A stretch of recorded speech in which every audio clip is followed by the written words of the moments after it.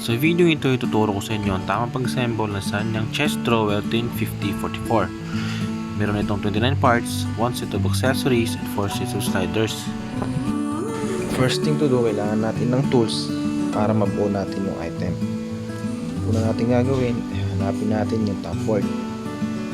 So ito yung platandaan ng top board. Ilagay lang natin yung screw ng cam lock.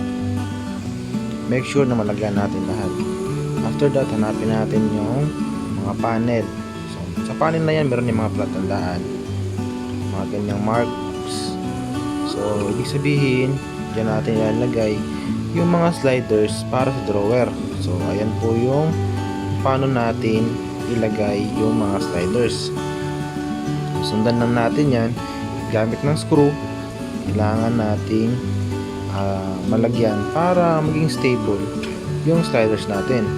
So kailangan natin gumamit ng barena o kaya Phillips screw para mahigpitan natin yung bawat screw sa bawat slider na nakalagay. Pag natapos na natin yan, nalagyan din naman natin yung screw ng cam lock dyan sa mga butas na yan. So yan yung ilalagay natin. Make sure lang natin na malagyan natin lahat.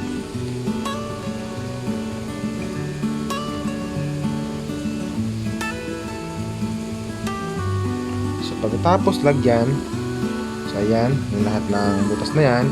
Next naman natin yung kabilang side ng panel. So ayan yung same din sa kabila. Meron din niyang mga platandaan, mga marka para sa slider. So katulad naman ng ginawa natin kanina, ito naman pabaliktad naman. Diyan naman na side, nakaharap yung mga sliders. Katulad ng ginawa natin nung una, kailangan din nating lagyan ng mga screw para mag-stable yung ating sliders. So ayan, nalagyan natin lahat. Katulad nung una naman, nalagyan din natin yan. So make sure di natin makakalimutan yan na malagyan. Tapos nating lagyan ng lahat ng side panels, susunod na natin yung mga brace. So merong 4 na brace ang item na ito. So ayan yung platandaan ng mga brace. Meron siyang 2 butas magkabilaan. So ang butas na yon ay para naman dito sa cam lock. Make sure lang natin yung arrow ng cam lock ay nakaharap dun sa mismong butas. Yan. Once kasi naliyan nakaharap, hindi yan papasok dun sa mismong cam lock ng screw. After natin malagyan, lagyan natin muna ng Wood tops.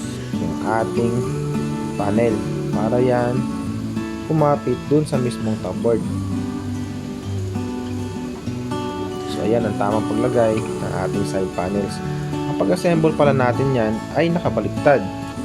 So gamitan lang natin ng flat screw para mahigpitan natin yung panel dun sa mismong top board ng item. Ganon din sa kabila. So kailangan nating ihiga ng bahagya para hindi matumba ang panel at maiwasan nating masira yung ating item. After natin mailagay yung side panel, ilagay natin yung brace. 4 na brace na hinanda natin kanina, yun yung kasunod nating ilagay. Gamit naman ng flat screw sa pampahigpit. Ganon din sa babang brace. Yan, sa gitna ng brace.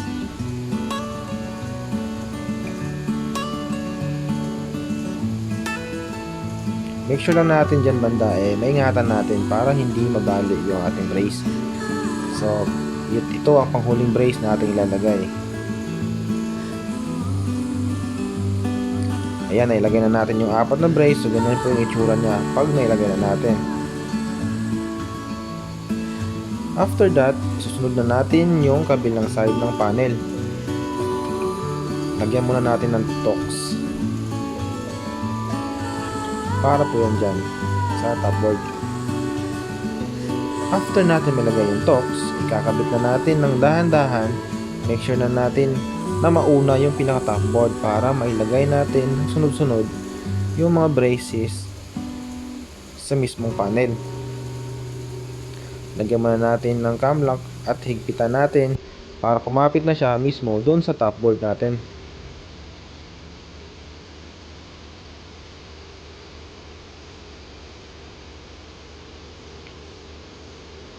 Once nalagay na natin doon, susunod natin yung mga braces. So ganyan, yung tamang paglapat ng bawat braces doon sa mismong side panel.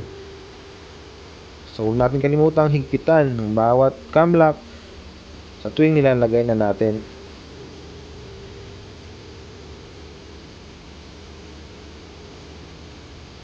Yan, higpitan na natin lahat. After natin mahigpitan, sunod na natin yung plastic footings ng ating item. Yan. Ayan po ang tamang paglagay. Gamitan natin ng martilyo, kaya kung anong matitigas na bagay para maidikit natin. Next natin is yung ating backboard. So ating backboard, yun yung 5 backboard. Wait, yung dalawa na dyan, yan. Para sa likod natin na backboard ay yung iksi at mahabang backboard. Gamitan na natin ng pako para maidikit natin yung mismong backboard doon sa mismong item. Paikot yung paglagay natin ng backboard.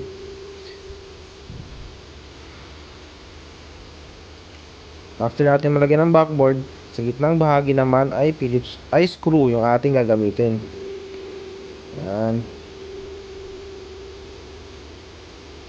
So ganyan yung pagkabit ng screw dun sa may gitnang bahagi ng ating backboard.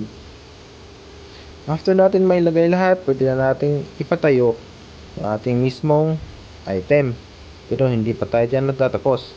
Kailangan pa natin gawin yung mismong 4 na drawer ng item. Pagkabit ng drawer, unahin natin sa mismong harap ng panel ng mismong drawer. So ayan yung patandaan niya. Lagyan lang natin ng cam lock screw. Ayan. Kabilaan. After natin malagyan, higpitan lang natin. Hanapin natin yung ng dalawang panels para dun sa side panels ng mismong drawer. Lagyan lang natin ng cam lock.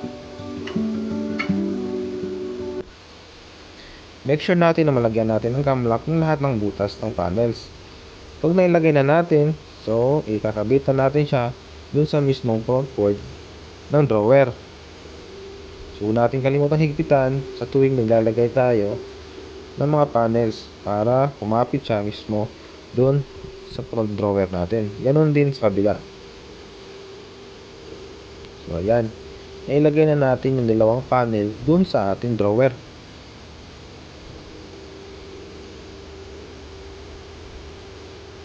So ayan na yung itsura niya. Make sure natin na yung may edge ay nakaharap mismo doon sa may edge na drawer. Sunod natin yung ating backboard panel.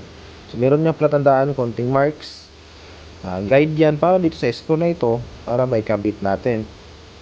So make sure natin na gagamitan natin ng Phillips screw o kaya barena para maipasok natin yung screw doon sa mismong panel. Huwag po natin gamitan ng martilyo para hindi po masira yung mismong panel. Yung butas na yon ay guide lang ng screw para makapasok siya mismo doon sa item. Ayan, screwhan lang natin.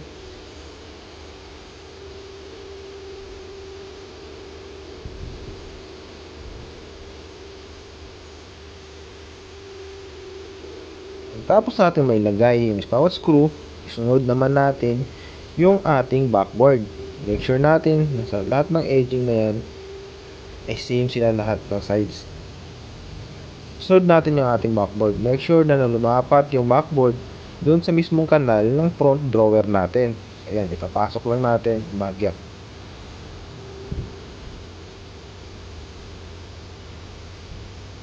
After natin mapasok, gamitan natin ng pako ang bawat gilid. Ayan.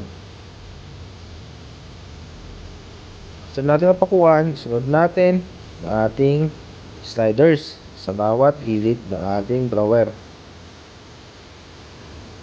So, ayan. So, pag natapos natin ikabit, isunod natin yung ating handle. So, gagamitan lang natin ng Phillips screw o kaya hand drill para mahigpitan natin yung mismong screw ng handle.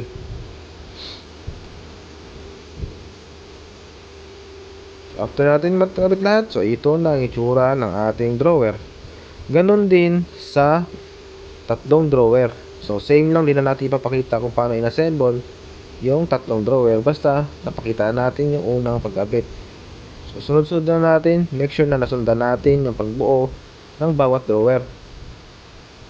After natin mabuo, kakabit na natin isa-isa yung 4 na drawer. Yan yung pangatlo. Yan, swak na swak. At ang pang-4 na drawer. Yan, swak na swak, fit na fit. So, ito na ang ating Sanyang Furniture Chest Drawer 1050-44. Yan. Meron siyang 4 na drawer. So, sana nasundan ninyo ang ating pag-assemble, ang ating tutorial kung paano ang tamang pag-assemble ng ating Sanyang Chest Drawer 1050-44. Maraming salamat sa panonood. Sana nakuha ninyo at meron tayong natutunang paano asimbolin yung item.